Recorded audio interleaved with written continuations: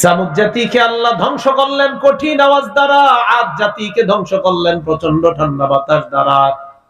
এবার আল্লাহ ৩ নম্বরে ওয়াজা ফিরআউন ওয়া মান ক্বাবলাহু, ফিরআউন এবং তার আগের জাতি যারা, ওয়াল মুতাফিকাত, মুতাফিকাত মানে উল্টে যাওয়া সম্প্রদায়। এটা কারা? লূত নবীর সম্প্রদায়। এদেরকে আল্লাহ কি করছে? জমিনটা উপরে নিয়ে একটা আছাড় মাইরা সবগুলো ধ্বংস করছে, পুরো জমিন সহ নিছে। হাঁস মুরগি ইত্যাদি গুলারও কান্নার চিৎকারের আওয়াজ শোনা গেছে। লূত সম্প্রদায় খারাপ কাজ করছিল, জিবরিল আমিন পুরো পৃথিবীটা উপরে নিছে নিয়ে একটা আছাড় মারছে, যেটা বর্তমানে ডেড সি বা মৃত সাগর নামে পরিচিত। আদ সম্প্রদায় পাহাড় কেটে বাড়ি বানাইতো আর বলতো আমাদের চাইতে শক্তিশালী আর কে আছে।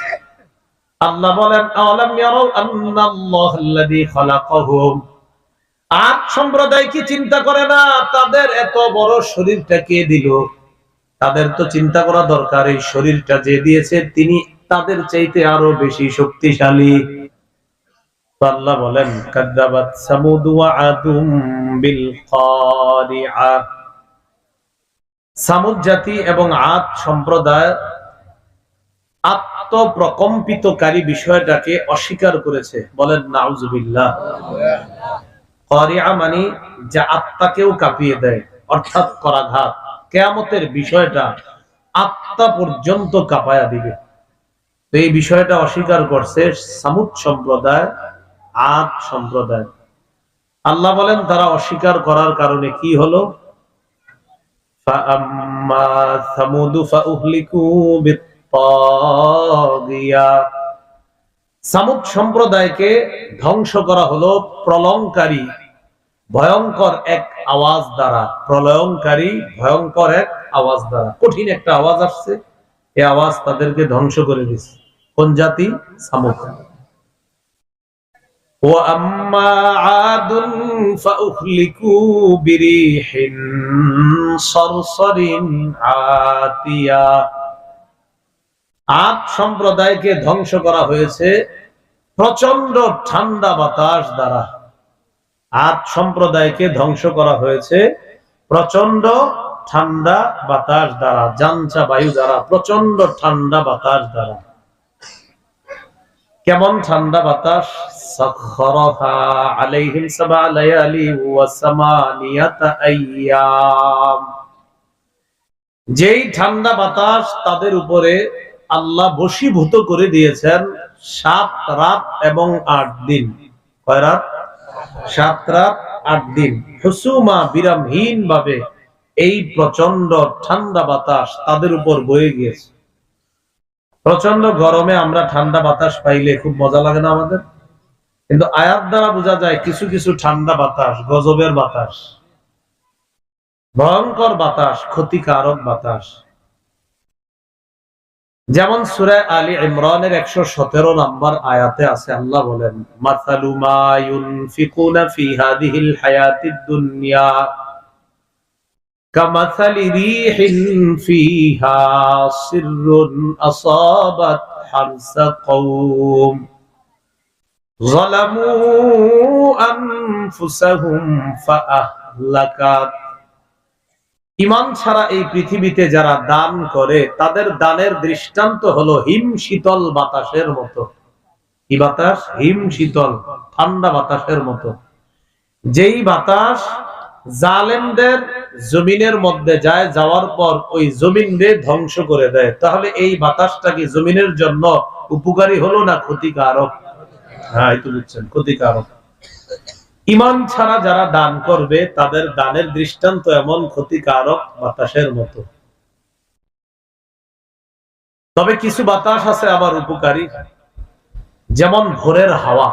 ভোরের হাওয়া উপকারী। সহিহ বুখারীর বর্ণনা, রাসূলুল্লাহ সাল্লাল্লাহু আলাইহি ওয়াসাল্লাম বলেন, সহিহ বুখারীর 3343 নম্বর হাদিস, قال رسول الله صلى الله عليه وسلم نصرت بالصبا। ইমাম বুখারী একটা অধ্যায় এনেছেন বুখারীতে, কিতাবু আহাদিসিল আম্বিয়া, নবীগণের ব্যাপারে। শিরোনামটার নাম হলো বাবু ওয়া ইলা আদিন আখাহুম হুদা, শিরোনামের বাংলা হলো আমি আদ জাতির নিকট তাদের ভাই হুদ নবীকে প্রেরণ করলাম। এই শিরোনামে ইমাম বুখারী একটা হাদিস আনছেন।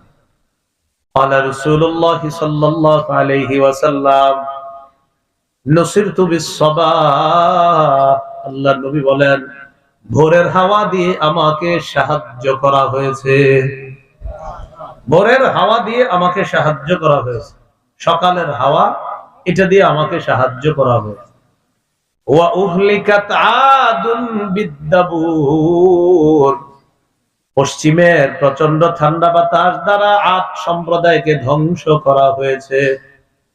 হাদিসের মধ্যে দুইটি বাতাসের কথা জানলাম, একটা হলো ভোরের হাওয়া, আরেকটা হলো পশ্চিম দিক থেকে আসা প্রচন্ড ঠান্ডা বাতাস। আল্লাহ নবী বলেন ভোরের যে হাওয়া, এই হাওয়া দিয়ে আমাকে সাহায্য করা হয়েছে। পশ্চিম দিকের প্রচন্ড ঠান্ডা বাতাস দ্বারা আদ সম্প্রদায়কে ধ্বংস করা হয়েছে। তো বলেন আপনারা, ভোরের হাওয়া আর পশ্চিম দিকের ওই প্রচন্ড ঠান্ডা বাতাস দুইটা কি এক না আলাদা? একটা উপকারী আর একটা ক্ষতিকারী। এই জন্য ফজরের সময় খালি ঘুমায় থাকবেন। ভোরের হাওয়া কেমনে পাইবেন? ফজরের সময় যদি ঘুমান, ফজরের নামাজের পর ভোরের হাওয়াতে হাঁটবেন, ভোরের হাওয়া নিবেন। রাসূল বলেন নুসিরতু বির-রু'বি নুসিরতু বিস-সাবাহ, আমাকে ভোরের হাওয়া দিয়ে সাহায্য করা হয়েছে। এইজন্য জ্ঞানী মুসলিম যারা, তারা ফজরের পর ইশরাক না পড়ে ঘুমায় না। ফজরের পর ইশরাক পর্যন্ত ভোরের হাওয়া, ভোরের বরকত নেয়, এরপর তারা ঘুমায়। তিরমিজি শরীফের বর্ণনা 1212 নম্বর হাদিস। সংখ্যাটা কেমনে হয়? 1212, ঠিক না? 1212, 1212 কি হয়? 1212 না? এটাই তো হয়। রাসূলুল্লাহ সাল্লাল্লাহু আলাইহি সাল্লামের একজন সাহাবী নাম সখর। কি নাম? সখর। এই সখর রাদিয়াল্লাহু তাআলা আনহু বলেন ক্বালা রাসূলুল্লাহ সাল্লাল্লাহু আলাইহি ওয়াসাল্লাম আল্লাহুম্মা বারিক লি উম্মতি ফি বুকুরিহা, আল্লাহ আপনি আমার উম্মতের ভোরের যেই সকালটা আছে, ভোরবেলার যে অবস্থাটা, মাবুদ আমার উম্মতের ভোরবেলায় আপনি ভরপুর বরকত দিয়ে দেন। নবী বললেন আমার উম্মতের ভোরবেলায় আপনি বরকত দেন। তো বরকতের সময় ঘুমাইলে বরকত নিবেন কেমনে? এই জন্য দেখবেন রাত 3:30 4টা 4:30 বাজে হেফজখানার বাচ্চাগুলারে উস্তাদরা উঠায় দেয়। কেন জানেননি? কারণ ভোরের বেলা বরকত, আর বরকত মেধাটা শার্প থাকে, মেধা ভালো থাকে। এই জন্য বাচ্চাগুলা তখন যা পড়ে তাড়াতাড়ি মুখস্থ হয়ে যায়। ভোরের বরকত। কিসের বরকত? ভোরের বরকত। وكان رسول الله صلى الله عليه وسلم اذا بعث سريه او جيشا, নবী যখন কোন ছোট অথবা বড় দল কোথাও জিহাদের জন্য পাঠাইতেন, পাঠানোর ইচ্ছা করতেন, বাসা আউয়ালান নাহার, দিনের শুরুতে পাঠাইতেন, যেন বরকতের মধ্যে তারা বের হয়ে যায়, বরকত দিয়ে বের হয়। হাদিসের বর্ণনাকারী সখর, তিনি ছিলেন ব্যবসায়ী। ওয়াকানা সখর রাজুলান তাজিরা, যিনি বর্ণনা করছেন তিনি ছিলেন একজন ব্যবসায়ী। তিনি যখন ব্যবসায়ী কাজে কাউরে পাঠাইতেন, ভোরবেলা পাঠাইতেন, দিনের শুরুতে পাঠাইতেন। হাদিসে আসছে দিনের শুরুতে তিনি কাজ কাম আর ব্যবসা বাণিজ্য করার কারণে আল্লাহ তাকে ভরপুর বরকত দান করছে। আপনারা তো 10টার দিকে যান দোকান খুলে,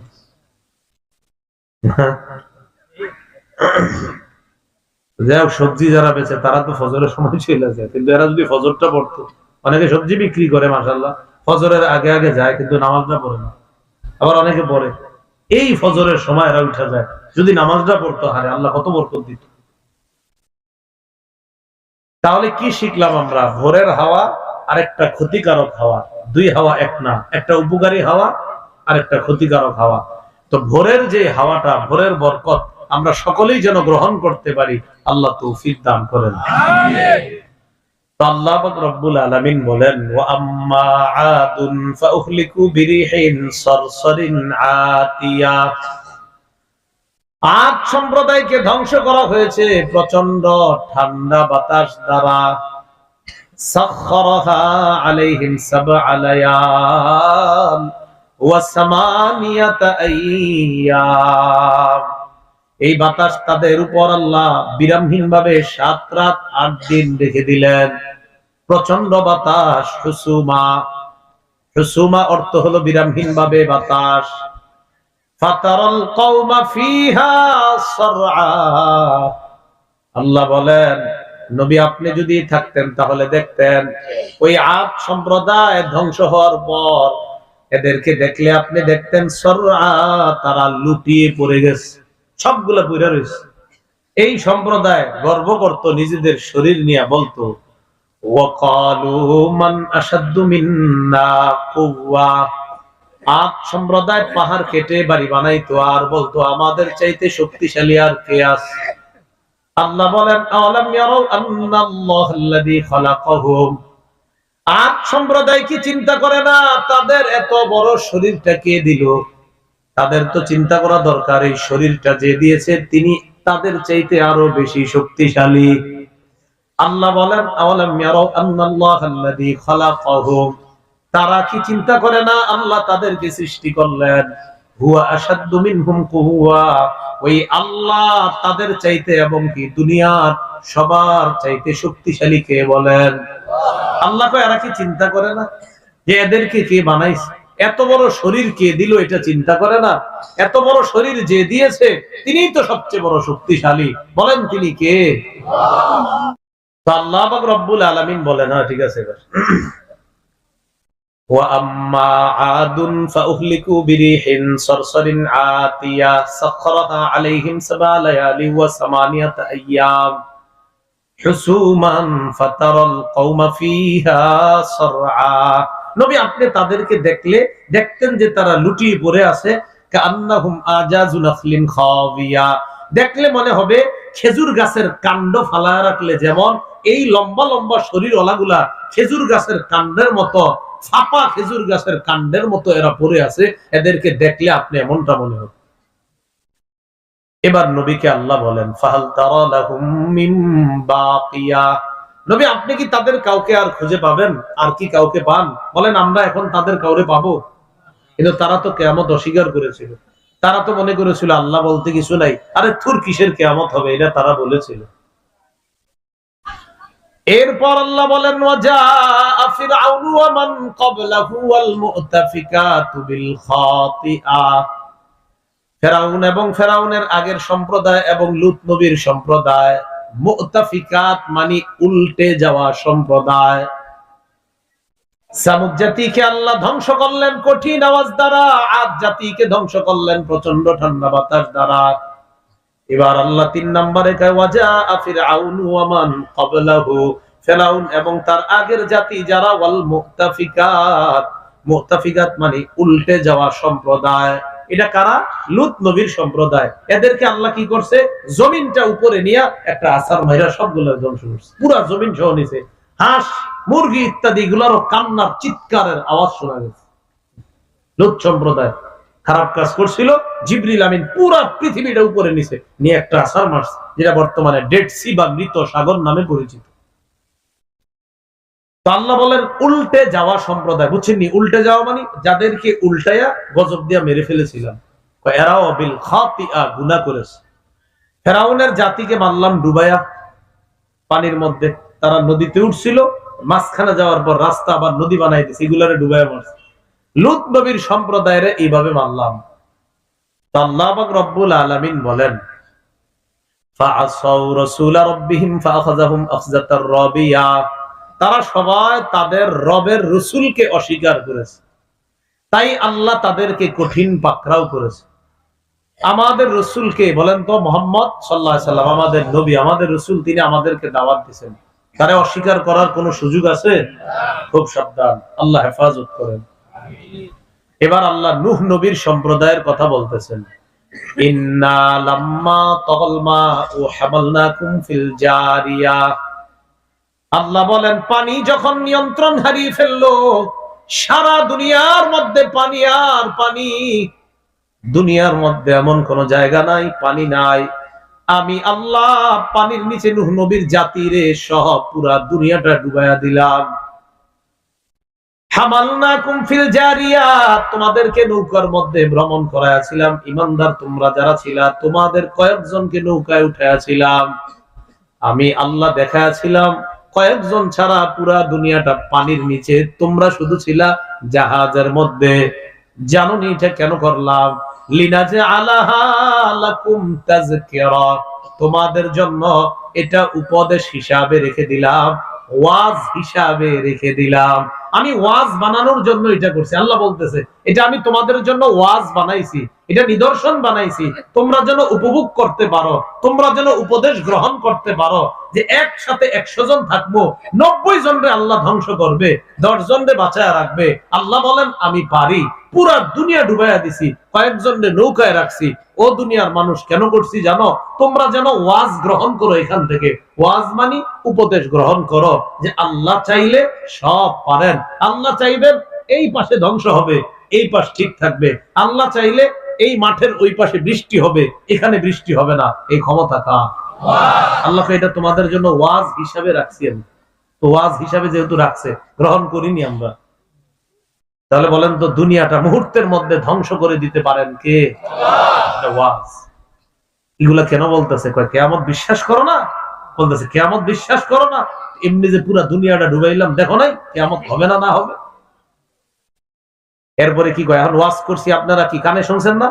আরে কানে শুনছেন না? আল্লাহ কয় ওয়াতাইয়াহা উযুনু ওয়াইয়া, যেন সংরক্ষণকারী কান এই ওয়াজ সংরক্ষণ করতে পারে। সংরক্ষণকারী কান যেন এই ওয়াজটা সংরক্ষণ করতে পারে। হ্যাঁ, আল্লাহ চাইলে সব ধ্বংস করতে পারে।